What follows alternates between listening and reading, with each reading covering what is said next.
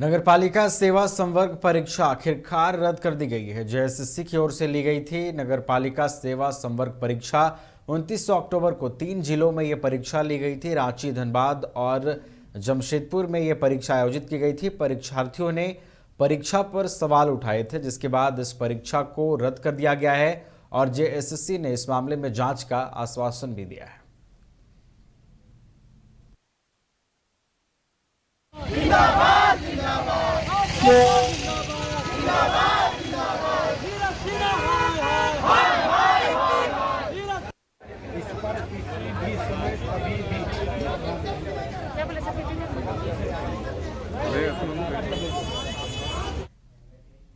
और पारसनाथ को लेकर 12 नवंबर को जन आक्रोश रैली की शुरुआत हो रही है। जी हां, इस वक्त की बड़ी खबर बता रहे हैं। पारसनाथ को लेकर 12 नवंबर को जन आक्रोश रैली होगी। मालिकाना हक और अतिक्रमण के खिलाफ आदिवासियों का महाजुटान होगा। पारसनाथ को चूंकि आदिवासी मरांग बुरु देवता मानते हैं और इस मांग को लेकर कहीं ना कहीं आदिवासियों का एक बार फिर से महाजुटान देखने को मिलेगा।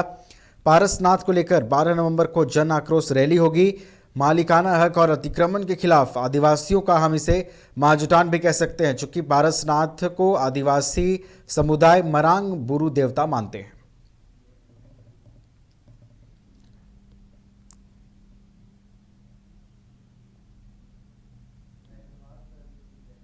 और अधिक जानकारी के साथ फोन लाइन पर संवाददाता शाहनवाज हमारे साथ जुड़ गए हैं। सीधे रुख करेंगे उनका। शाहनवाज, एक बार फिर से पारसनाथ को लेकर आदिवासी समुदाय में उलगुलान देखने को मिल रहा है। जन आक्रोश रैली के जरिए क्या कुछ मैसेज देने की कोशिश है? बिल्कुल, आपको पता होगा कि पिछले दिनों किस तरह से पारसनाथ को लेकर, जिसे आदिवासी समाज मरांग बुरु देवता के नाम से जानता है, उसे लेकर बड़ी जो विवाद था वो दिल्ली तक पहुंचा था। केंद्रीय मंत्रियों का इसमें इंटरफेरेंस होता है। बाद में ये विवाद थोड़ी देर के लिए में चली जाती है, लेकिन आदिवासियों की जो मांग और डिमांड है वो अभी भी कायम है, जिसे पारसनाथ जैन समुदाय के लोग कहते हैं और वर्षों से वहां पर उनका आना जाना है। लिहाजा उसी पहाड़ी पर आदिवासियों का भी मालिकाना हक का दावा है। लिहाजा वो चाहते हैं कि उस पर उनका मालिकाना हक मिले। और जो प्रस्तावित रोपवे बनाने की कोशिश की जा रही है, जिससे आदिवासी समाज ये कह रहा है कि इससे अतिक्रमण बढ़ेगा और कहीं ना कहीं आदिवासियों को जो मरांग बुरु हैं, जो उनके देवता हैं, वो कहीं ना कहीं उससे उनका जो है पूजा पद्धति जो है उससे कहीं ना कहीं वो परेशानी का सबब बनेगा। लिहाजा उसे रोका जाना चाहिए, अतिक्रमण को खत्म किया जाना चाहिए और कहीं ना कहीं उनका जो हक और अधिकार है उस मरांग बुरु पर, पारसनाथ पर, उसको दिया जाना चाहिए।